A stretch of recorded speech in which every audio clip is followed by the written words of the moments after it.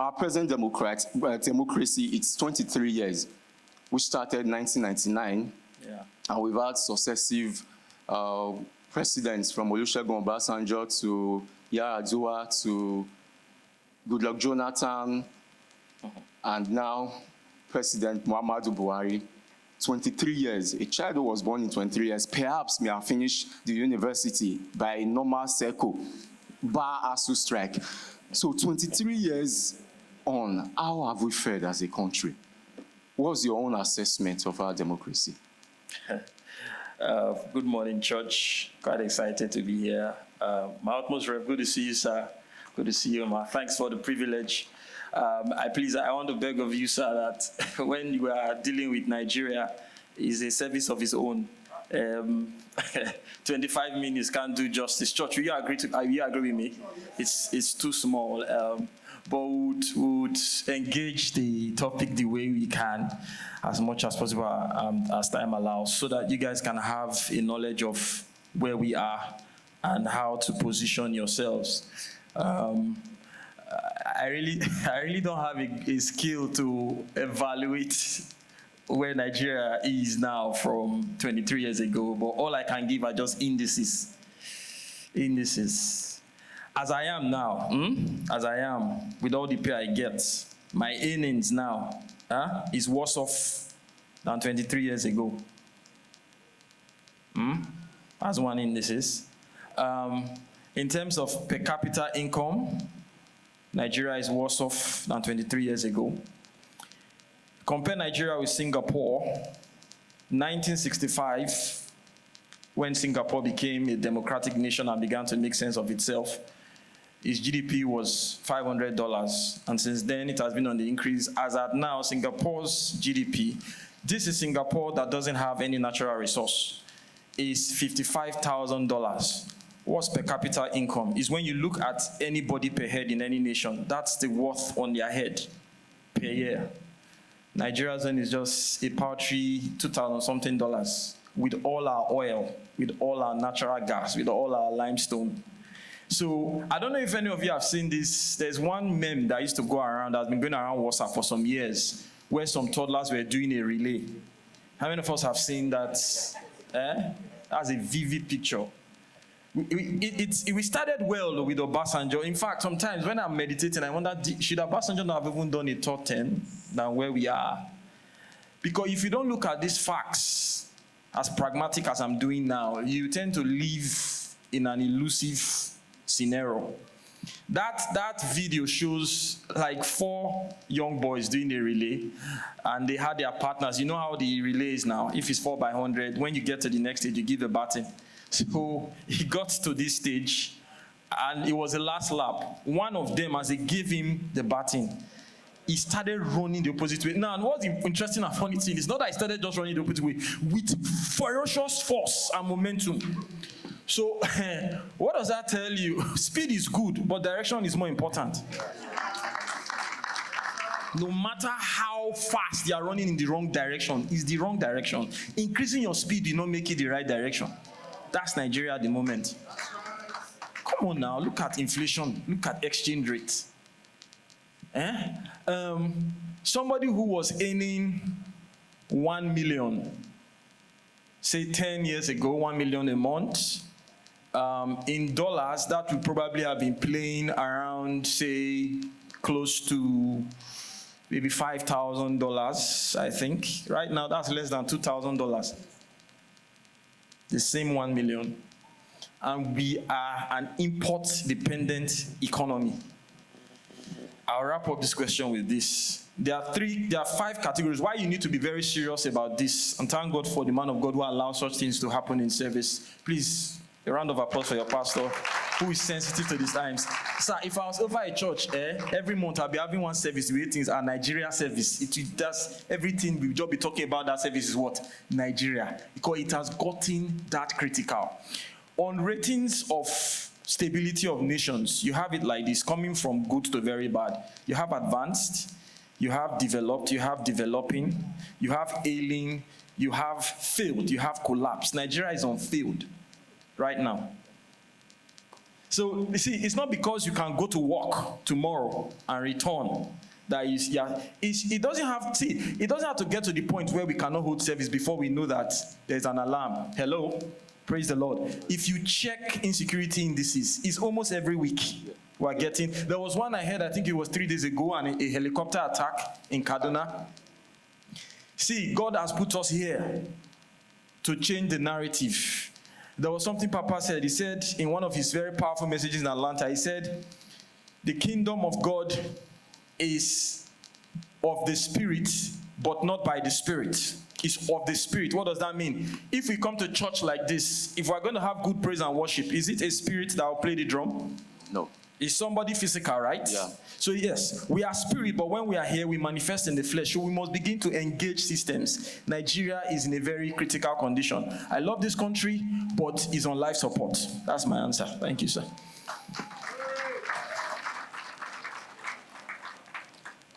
The indices are scary. Yeah. But the question now is, how did we get it wrong? Because we've enumerated the problems. How did we get here? Were we just sleeping and then we got here? How?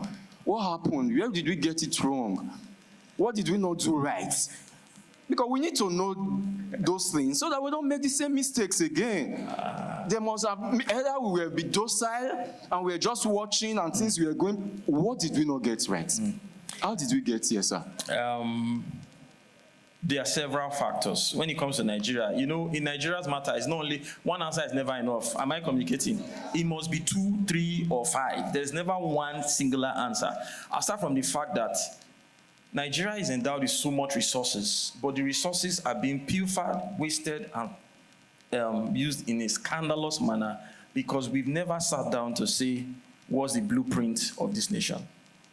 If you ask anybody randomly here now, what's Nigeria's blueprint? What's the vision of the founding fathers of this nation? Will we all communicate the same thing? Start from there. By the time you get there, all you be hearing is ablololo, lalolo, confusion. No uniform statement. Check America. There was a language the founding fathers are speaking. So by the time they begin to go into error, what do? They go back to that. And then that realigns them.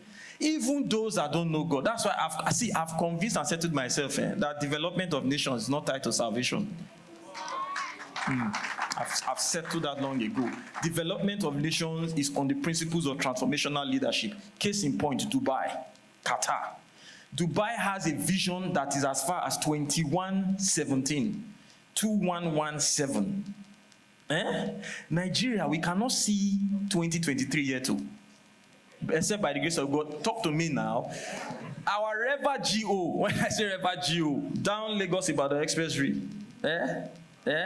I said he can't comment as of 3 months ago about 2023 because God has not even relayed to him whether there will be an election. I shivered.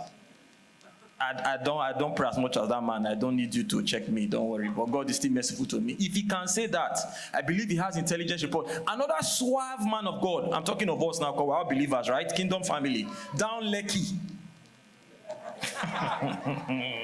my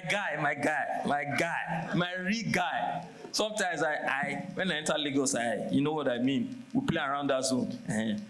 I said, these guys are not all right. If you know what to do, go and get that green booklet. At least have it, even if it doesn't have any valid paper inside. Just have it. You don't know more than these people. When it comes to intelligence reports, I know what that man sees on a daily. Then he now wait for that to say that his wife has gone to make some. I say, God. When somebody stands on the altar and gives that kind of information, you should take it what? Very seriously. The nation has never sat down to say this is the direction we should go per time. Because the truth is, when you have a plan, when you have a vision, it guides spending of resources. Nigeria cannot have a blueprint and one man will sit down who is supposed to be doing internal control and quality control over finances and take 80 billion. No. That's not a country that has a vision. That one man can have access to that and use it for himself alone. And then you have people who are supposed to be the bane of creativity and disruption, which is researchers and lecturers. being owed their entitlements that is not up to that. The money that was used, hey, Pastor, 25 minutes. People were in primary. We just come out of primaries, right? Yeah. I was happy. Let me tell you one reason I'm happy about the woke generation, millennials and Generation Z. I just noticed that everything that has to do with pleasure and entitlement was just dropped. Are you hearing about Big Brother right now? People know that matter is set. It's serious. It's serious. If it's either it's OB, we'll see who is bad, who is this one. Look at TBC, unprecedented registration. The gates fell. That's to tell you that people know that we cannot gamble with 2023. Tap your neighbor, say, 2023, we can't gamble. We can't. We can't. So, God help me. A country where those who are to bring out innovation are being owed their emoluments. Listen now. They now make a move to press for what is being owed them, not what is to come. By now, they are supposed to have reviewed researchers and lecturers' salaries at least 3 times since 2009. They've not done it once. They are still owing them allowances. For daring to do that, they now have their regular pay. Is that a country that has a vision? Nigeria's budget for education in 2021 was below 5%. Yeah? Common Rwanda and Kenya here, they are doing 18, getting close to 20. UNESCO's benchmark is between 20 and 25. So we don't, sir, any nation that wants to see itself advance must benchmark with nations that are making it and have a vision. Because it's on the basis of vision you spend resources. Dubai, but I've been fortunate to go at least twice. They are not singing no single. When you land at the airport in Dubai, the minimum vehicle that picks you will probably be a 2019 taxi. They don't do all-night prayers. I tell people, I say, many times, when you always see the night as only for praying, you need to check yourself. When Nicodemus went to Jesus at night, it was not prayer. Nicodemus was influential. And I believe it was certain things that cannot be said in the daytime or in the public that made him go at night. And he got wisdom. Did Christ drive him away because he came at night? Did they kneel down to pray? Did he not get truth and revelation? But what's wrong with us? Why is night only? Am I refuting the place of prayer? The answer is no. I believe God has long spoken to us about this country. Yes, if we were to put prayer records in the Guinness Book of Records, no country will beat Nigeria. So it's something else, something that is fundamental to our principles concerning leadership and development that is wrong with us. And that's why we are where we are. Look at the kind of candidates that are even emerging, sir. Out of why should people like Atiku and Bat still be featuring? Wow. If we have really woken up to ourselves. Wow. We should be confused among who of the elites. It's people like Adesina as against the obedient man. And probably Okonjo Iweala will now be saying, whose turn is it? Somebody is saying Emilekon and is waving. And people are arguing about whether he's valid. Thank you.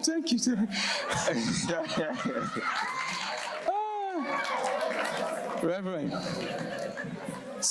to be honest, it's difficult to talk about Nigeria and not get emotional because I can see the emotions, but sometimes we just tell ourselves that let's not get too emotional about Nigeria, because if you get too emotional sometimes, you may even fight. Honestly, you could lose friends, you could break relationships. So sometimes you just try as much as possible to put your emotions under check and try to be objective as much as you can. It's not easy, but we must try to. I really wish we weren't even calling names, but I know sometimes it's difficult not to do that. Now, okay, the issue is lack of vision, obviously. And the issue is that Nigerians are not taking responsibility. 2023 is very close. As a matter of fact, our election is less than a year from now. Are we going to make the same mistakes we've been making? Because a man once said that if you keep doing the same thing and expecting a different result, it's insanity. Is it that we are insane in Nigeria? Because I have observed, you mentioned something, you went back to Obasanjo. After every government, we miss the previous one. it's been that's the cycle in Nigeria. We're always missing previous administration. And you said I shouldn't call names. And I'm overhearing. I've crossed that bridge. I've crossed that. I'm overhearing our senior pastor say we will not miss this one. Can't. He's saying we can't. We cannot. Not. We can't. But then again, if we do what we've been doing, my fear is that we'll look back and say, we wish. But I pray that will not be the case. But like my guest has said, it's not about prayers. Please, sir, what are we going to do to make sure that we don't make the same mistakes? We don't repeat the mistakes of the past. We don't come together again having a conversation of lamentation. What are we going to do differently? Especially we Christians. Apart from prayers, which we've been doing since we were born again or since we were kids, what can we do differently so that by 2024, we won't start another season of lamentation? Luckily, we still have about 2 weeks plus to get our PVCs. And we are also hearing from INEC now that if needs be, they may extend registration because of high demands. But let's assume that's not going to be the case. In the next 2 to 3 weeks, what can we do before registration ends? And what are we going to do as we are preparing for the forthcoming election? I guess we will end this conversation with that. Pardon me if I got emotional, like you said. We have been doing life in Nigeria for some good decades. God has graced us with life, even though we're not so old. Not really be that young again. There's a limit to what I know. I'm not a politician, rather. I'm not a political analyst, but I can say I've been privileged to enter certain circles. I was very much involved in the 2019 elections, governorship in Delta, presidential, circulation officer for a senatorial zone in Delta. Very, very much involved in Edo State 2020. In fact, I was in the core strategy for His Excellency's return for second term. This is family meeting, so please don't let people get direction. Otherwise, don't call me again. Pastor, please warn him. It's you that I'm looking at. After giving me 25 minutes, let me say what I want to say so that people get direction. Are we together? It's family meeting. No need to. See, is what we've been doing that making us experience what we're experiencing. When you go to the other side, they tell them things who are. There's no way it is. You're doing like this is where you're going. Don't do like this is where you're going. You get. So I think we should stop preparing for elections.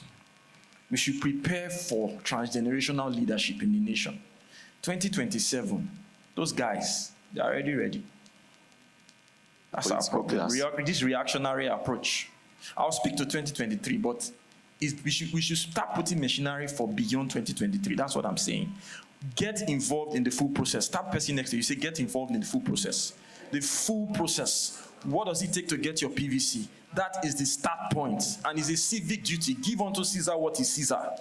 So, our utmost reverend can stand here and tell you that if you have not gotten your PVC, seeing what is coming, you are committing a sin, and you'll be correct.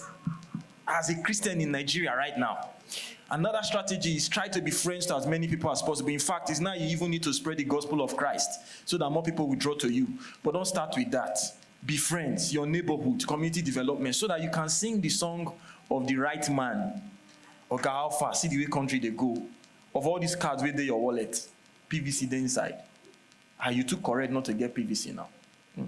See, everything about my data right now is Nigeria. My WhatsApp status, Instagram, it's that critical. Announce. Statistics show that in the last election, 80 million people were legitimate registered voters in Nigeria. Only 30 engaged the system. There was a lacuna of 50 million. And you are surprised why there is articulated and tennis bat.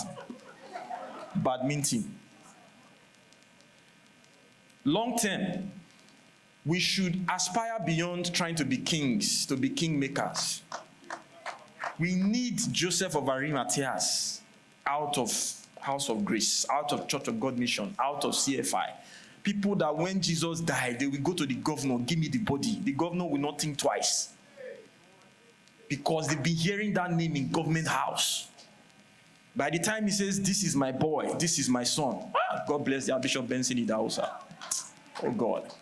When Oyegun was contesting for governorship, and this family meeting, let's say the way it is, so that people will wake up. If you are sleeping and thinking it's because somebody likes politics is going to vote, you already have a fundamental problem. You live in a country, you don't have a PVC. That means you are not in the participatory process of who becomes your leader. You are left at the mercy of whoever they bring. That's the meaning. He told, let me go back to that and I close on this. He told Oyegun approached him and said, Your Grace, I know you are very influential in not just this city, the nation. Whatever you say affects Pentecostalism. I am vying for the position of governor. He said, I have just one thing to tell you. You are taking my son as your deputy before I tell you any other thing. That was how Reverend Peter Obada became Oyegun's deputy governor. Did he come into government? Yes, he did. I think I'm done. Wow. So, I love our energy. I love how participatory you guys were. The question is, are we going to live here just feeling, wow, church was wow, or we are going to live here with the mindset to take action? In fact, like he said, it's a family meeting. Let's ask ourselves practical questions. If you don't have your PVC, wave your hand. Let's be okay. Now, okay. Maybe that was too direct. If you have your PVC, wave your hand. So it clearly shows that we have, in this auditorium, we have over 10% of us who perhaps don't have a PVC. And the truth is that perhaps you were responding or reacting to what he was saying. You have no opinion about Nigeria if you don't have a PVC. You shouldn't even say a thing. Why should you? Because you are not part of the process. If you don't have a PVC and you are above 18 years old, I'm sorry, this is not an insult, but it's an act of irresponsibility. Because you are not responsible for what's happening in your country. You are obviously not, should I say it again? You are not patriotic. So, whether you're a Christian, you're not a Christian, whether you belong to a party or you don't belong to a party, that is not the issue. The issue now is, as a Nigerian who wants his or her country to be better, you still have more than 10 days to get your PVC. Kindly go to any of the INEC offices and get your voter's card. Then when we're done with that, we can now engage on who do we consider to be the right candidate. Sorry, I still have one small remark to make. I was privileged to be in a circle where, when you see these people who are influential, if I come to meet you now, you easily respond to me, right?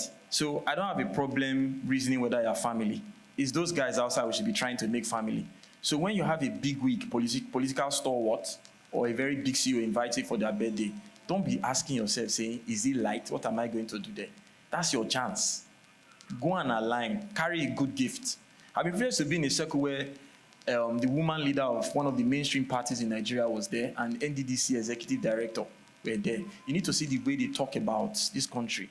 It's like it's in their hand. I would ask myself, so Osama, if like out of 3 of us, there were another 3, that one was from CFI, another one was from Church of God Mission, maybe there was one from House of the Rock or whatsoever, I probably would have been more comfortable engaging them. But guess what? It didn't make me leave. I stood there and I listened.